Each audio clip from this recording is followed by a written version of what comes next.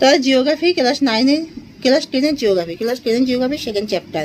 তোমরা সবাই মন দিয়ে শোনো, লেখো, সবাই লাইক অ্যান্ড সাবস্ক্রাইবটা দিয়ে দাও। বায়ুমণ্ডলে ধূলিকণার গুরুত্ব আলোচনা করো।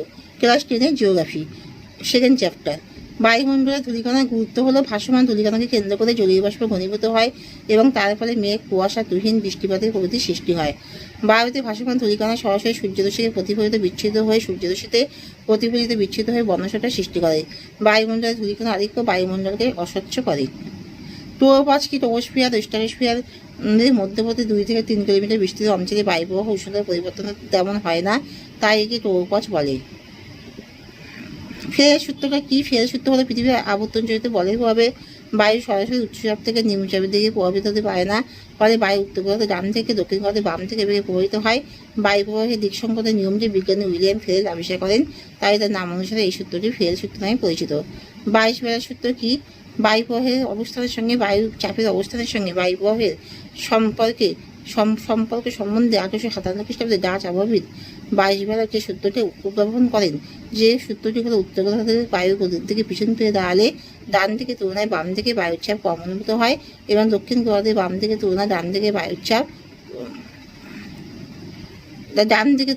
দিকে বায়ু গতির দিকে পিছন ফিরে দাঁড়ালে ডান দিকে তুলনায় বাম দিকে বায়ুর চাপ কম অনুভূত হয় এবং দক্ষিণ গোলার্ধে বাম দিকের তুলনায় ডান দিকে বায়ুর চাপ কম অনুভূত হয়। এই সূত্রটি বাইশবেলার সূত্র নামে পরিচিত।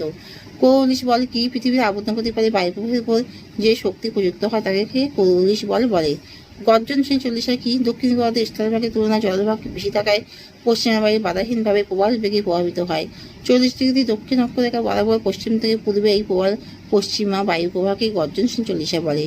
প্রতিভা ঘূর্ণাবাদ কি? হিমমণ্ডল বা নাতিশীতোষ্ণ মণ্ডলের কোনো স্থানে অধিক শীতলতার জন্য প্রবল উচ্চচাপের সৃষ্টি হলে তখন ওই উচ্চচাপ অঞ্চল থেকে শুষ্ক শীতল বায়ু কুণ্ডলী আকারে ছড়িয়ে পড়ে, একে প্রতিভা ঘূর্ণাবাদ বলে।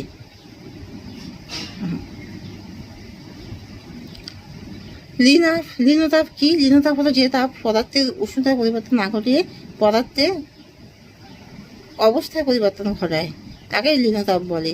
চরম আর্দ্রতা কাকে বলে? কোনো নির্দিষ্ট উষ্ণতায় নির্দিষ্ট আয়তনের বায়ুতে যে পরিমাণ জলীয় বাষ্প বর্তমান তাকে ওই বায়ুর চরম আর্দ্রতা বলে। শিলাবৃষ্টি কি? নাতিশীতোষ্ণ মণ্ডলে গ্রীষ্মকালে জলকণা ও বরফকণা একত্রে অলক্ষেপণ রূপে পতিত হলে তাকে শিলাবৃষ্টি বলে। ঘূর্ণপাতে চক্ষু কাকে বলে? কুণ্ডাকারে ঘূর্ণমান ক্রান্তিক ঘূর্ণপাতে কেন্দ্রাঞ্চলটিতে বায়ু শান্ত থাকে এবং ঘূর্ণপাতের উপরিভাগ পর্যন্ত বায়ুর একটি শান্ত স্তর উপরিভাগ পর্যন্ত শান্ত বায়ুর একটি স্তম্ভ রচিত হয়, একে ঘূর্ণপাতে চক্ষু বলে। আশ্বিনের ঝড়ে কি? শরৎকালে